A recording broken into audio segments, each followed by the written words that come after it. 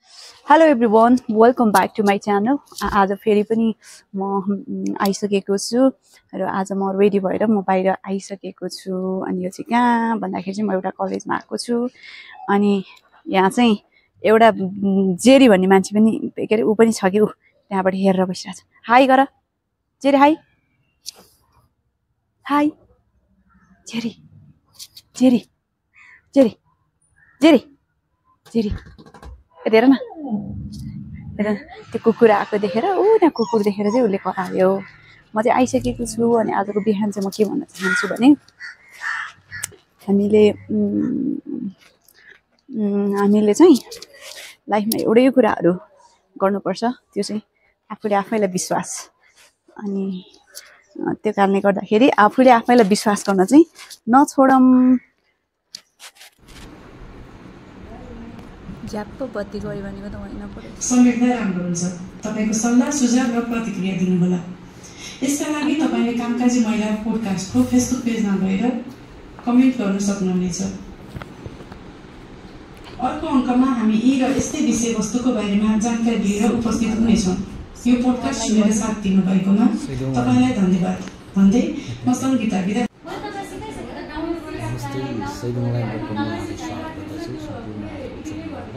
Sedimulan heera प्रतिक्रिया दिनु होला भन्ने आशा गर्छु।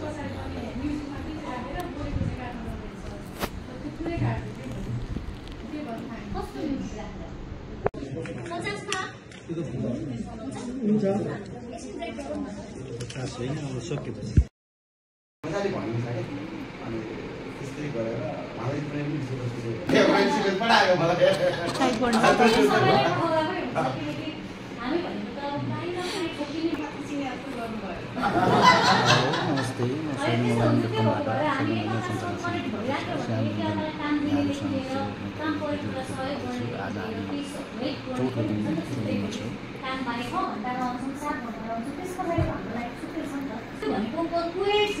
त्यस पछाडि बाहिर निस्केपछि आफ्नो भूमिका किनकि उहाँको श्रीमती आचार्य हामीसँग बहुला बच्चालाई यस्तो पठाउला भन्ने भयो। उहाँले सहयोगले निर्वाह गर्ने भूमिकाहरू जस्तो पनि निर्वाह गर्छौँ। अब हामी अहिले यहाँ सिक्ने भूमिकामा छौँ, सिकाउने भूमिकामा छौँ, त्यही गर्छ। मैले तपाईँलाई यो खाना खायो होइन 11-12 बजेतिर अनि एकदम चिसो मिठो हुन्छ नि त। त्यहाँ एउटा होटलमा चाहिँ त्यो लोकल भाले जहिले काटी आउँछ क्या अनि सुपसँग मजाले खाइदियो अनि होइन होइन पूर्वको मान्छेलाई खालि लोकल भारे मात्र चाहिन्छ कि होइन त्यत्रो थकान हुन्छ नि त। लगभग कति यता 2 बजेदेखि हिँडेको भनेपछि त्यहाँ 12 बजे पुगिन्छ भने 2 देखि 12 कति घन्टा भयो? 10 घन्टा थियो। 10 घन्टा चाहिँ ड्राइभ गर्दा गर्दा नि जिउ त सिकिल हुन्छ नि त। अनि त्यसपछि भालेको सुप कागारी चाहिँ त्यहाँदेखि अनि रेस्ट गरेर अनि गयो। फेरि त्यहाँदेखि 3 घन्टा लाग्छ कि गाडीमा फेरि मोटरसाइकलमै। अनि 3-4 बजेतिर घर गयो। घर गएपछि अनि यसो घुड्क्यायो।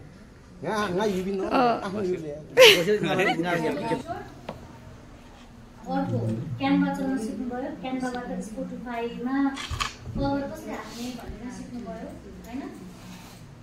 अनि अर्को स्पोटिफाईको आरएसएस फिडलाई युट्युबमा गएर कसरी एडिट गर्ने भनेर पनि सिकियो। 1-2जनाको भएको छ नि त, भोलिसम्म हुन्छ र कतिजनाको चाहिँ 24 आवर टाइम लिने पनि भनिरहेको थियो। एकछिनमा हुन्छ रहेछ हुँदै कसैको चाहिँ 24 आवरै लिन्छ है। त्यस्तो हुन्छ कस्तो रमाइलो लाग्यो तपाईँलाई आफूले पुरा बताउँदै होइन। सरले जन्म सरले गर्नुभएको जस्तो एकदमै यस्तै गर्न सक्छु भन्ने मैले एउटा सोच चाहिँ बनाएको छु र मलाई यो अडियो एडिटिङ चाहिँ अलिकति मेरो ल्यापटपको माउस काममा चलाएको एक्स्ट्रा माउस थिएन अनि त्यसमा चाहिँ अलिकति डाउट छ। त्यो समयमा अब भोलिसम्ममा सिकिन्छ होला त्यो चाहिँ। र अर्को जुन स्पोटिफाईमा हामीले भिडियो राखेको भिडियोलाई लिङ्क गरेर त्यो स्पोटिफाईको जुन आरएसएस फिडको लिङ्क छ त्यसलाई चाहिँ हामीले युट्युबसम्म ल्यायौँ। अब त्यसलाई अहिले चाहिँ 5 साल लगाइएको छ। अब त्यसलाई अलिकति राम्रो छ कि छैन पहिला भेरिफाई गरेर मात्रै त्यसलाई पब्लिस गर्ने हो। किनकि जस्तो भयो त्यस्तो कन्टेन्ट सुरुमा पठायो भने मान्छेहरूले तपाईँलाई ट्रस्ट गर्दैन। यो यसले पब्लिक गरेर भयो लेखेर कति 10-20 जनले हेरिसक्यो होला है। त्यही भएर पनि त्यसलाई सिक्योर राखेको छ समग्रमा छ।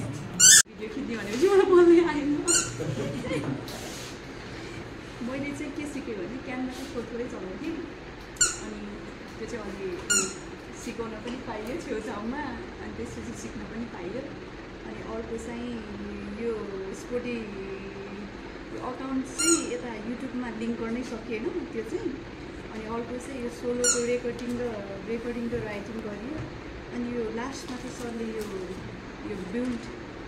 बिल्ड कन्ट्रिब्युसन त्यसको बारेमा चाहिँ भन्नुहुँदाखेरि चाहिँ त्यो चाहिँ यसो गर्नु पर्ला कि जस्तो चाहिँ अलिकति मनमा अलिकति उत्साह चाहिँ आयो किनभने यहाँ दाजुहरूले युट्युबमा त्यो राखे पछाडि त टक्कै मोनिटाइजै हटाइदिन्छ भन्ने कुरा गर्नुभएको थियो अनि अहिले चाहिँ अब त्यो गर्न मिल्ने रहेछ अलिकति गर्दाखेरि एक दुईवटा गर्दाखेरि ओके आज मैले खास के भने यो 11 ल्याब्स आयो कि के भनेछ नि के आयो हो यहाँ चाहिँ एउटा टेक्स्ट राखेर चाहिँ अडियो जसरी कन्भर्ट गरी यो चाहिँ मलाई रमाइलो लाग्यो म अघि भन्दा पहिले जान्दिनँ थिएँ मैले अरू चाहिँ युट्युबमा पनि हेरेको तर कता कता त भाँति पुगेन म सफल भएको थिइनँ तर अहिले सफल भएँ अहिले हजुरले सुन्नु यहाँ चाहिँ होइन केटाको चाहिँ आवाज आउँदैन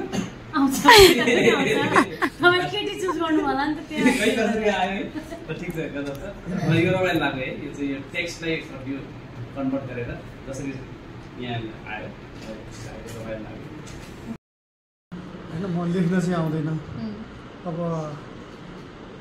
अलिअलि बोलिन्थ्यो अब चाहिँ ढङ्ग कुरा र बोल्नुपर्छ भन्ने सिकेँ र यो क्यानभाहरू चाहिँ मैले कुनै प्रयोग गर्दिनँ म फोटोसपबाटै फोटो थम्बनेलहरू बनाउँछु होइन यतातिर चाहिँ हजुर त्यो चाहिँ म चलाएर आएको अनि यसमा त्यस्तो मलाई केही समस्या त भएन अब चाहिँ एउटा चिज चाहिँ अझ धेरै चाहिँ के लाग्यो भन्दा म जहाँ पुग्छु नि त्यसमा चाहिँ मसँग कन्टेन्टहरू धेरै रहेछ कि अडियो कन्टेन्टहरू त मैले धेरै छोडेर रहेछ झन् अब चाहिँ त्यो समय पनि बचत गर्छु प्लस म कन्टेन्ट पनि निर्माण गर्छु यति मेरो सोलोको त्यो स्क्रिप्ट राइटिङमा अब के हुन्छ अनि उहाँको उसबाट हेरेँ मैले होइन तर अब लेक्चर सुन्न पाइनँ त्यसले अलिकति अप्ठ्यारो भयो अनि आउने बित्तिकै हतारमा लेखेँ अलिअलि लेखेँ अनि रेकर्ड पनि गरेँ तर हिजो पनि मेरो त्यो साउन्ड राख्नु छुट्यो ट्रेनिङ भइदियो भने म कति दिनबाट त्यति दिन लिन्थेँ कि म चाहिँ अब जस्तै अब भित्र सबै थाहा छ कि कुनै विषयवस्तु बारेमा यो हुनुपर्छ यहाँबाट स्टार्ट गर्नुपर्छ यसबाट यो पनि आउनुपर्छ त्यसमा यो इन्क्लुड भयो भने झन् मिठो मसला हुन्छ त्यसपछि यो हुन्छ इन्डिङ यसरी गर्नुपर्छ भन्ने कुरो सबै थाहा छ दिमागमा चाहिँ लेख्न लाग्यो भने कहाँ के गर्ने अलिकति मिलेन तलको माथि गयो कि माथिको तल गयो कि भन्ने कन्सेप्ट सबै थाहा छ त्यो हो नि अनि त्यसले गरेर उहाँले अब लेखिरहनु भएको छ अब लेखिरहनु भएको छ जो गरौँ सबै मेरो काम चाहिँ आज जुन यो 16 एपिसोडमा चाहिँ बोलिदिने काम मात्र भयो उहाँ स्क्रिप्ट राइटिङदेखि लिएर प्रोडक्सन पोस्ट प्रोडक्सन सबै मैले गरिदिनु पर्ने त्यति सजिलो भयो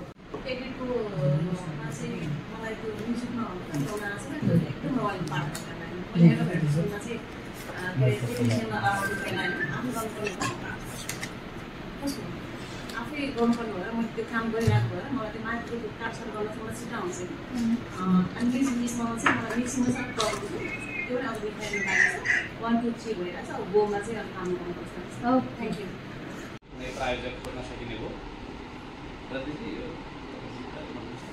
चाहिँ पेड सब्सक्रिप्सनहरू चाहिँ खोजेर पनि खोजी गरेर पनि त्यसबाट पनि हामीले चाहिँ मुद्राहरू चाहिँ आर्जन गर्न सक्छौँ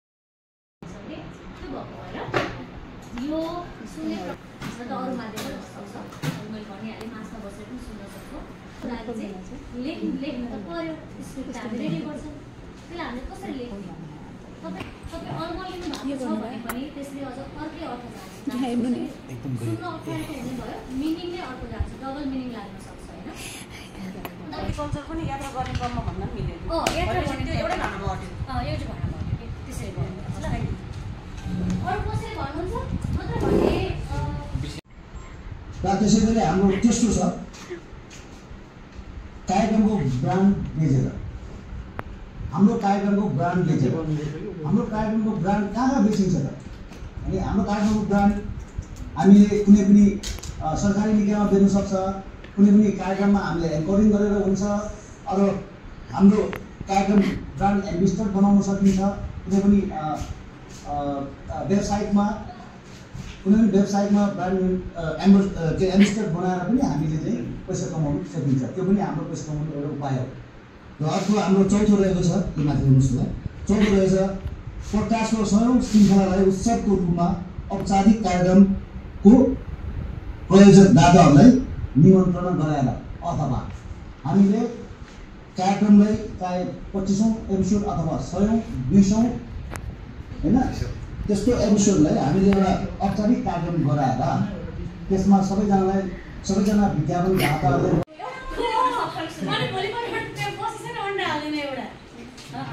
मैले त फर्स्ट डेमा खाएको थिएन अन्डा, अहिलेसम्म खाँदैन भने 4 दिन पर्छ 5 दिन पर्छ त्यसमा त खाएकै छैन नि खाँदै यस्तो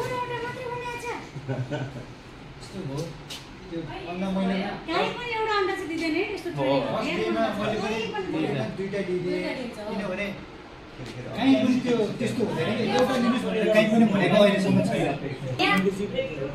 कतै पनि एउटा मात्रै न्यूज भनेर भन्नुहुन्न थियो मैले त्यही लाग्यो भने दुईटा दिए अनि पछि यसो विचार गरेको त्यही दिन थाहा भयो मैले लिइसकेपछि नै एउटा मात्रै हो कि जस्तो लाग्यो अनि पछि लाइटिङ चाहिँ गल्टुरमा मानव बाजे ड्रिङ्कसँग बहुत देखियो भने ड्रिङ्कको ड्रिङ्क त ठ्याक्कै काहीँ पनि जान पर्दैन कि त्यही त रेप पर हाइवेको बाटो आउनुपर्छ नि त। अनि त्यो हाइवेमा चाहिँ पहिल्यै बनाएको त्यो पुरानो कति ठाउँ बिग्रिएको पनि छ टिकट राख्ने हाइवे भएको धेरैतिर भयो त्यो चौबाटो धेरै भयो क्या। अनि चौतामा पनि आउने जाने भइरहेछ। आज यही क्लासको उद्घाटन गर्ने भनेको छ नि त्यो लाइनै ट्राफिक हातै हल्लाएर हो कि त्यो 2 दिनको रात चाहियो राखिसक्यो तर त्यो चलाउँदैन कि। अनि त्यो धेरै ठाउँमा अब यताउता जानलाई गाडी बाइकहरू कलेक्सन भइसकेको हुन्छ अनि यसलाई जान छोड्छ। नेपाल तामाङ पत्रकार सङ्घ तामाङ पत्रकार सङ्घ केन्द्रीय कार्य समितिका अध्यक्षज्यूलाई धेरै धेरै धन्यवाद दिन चाहन्छु।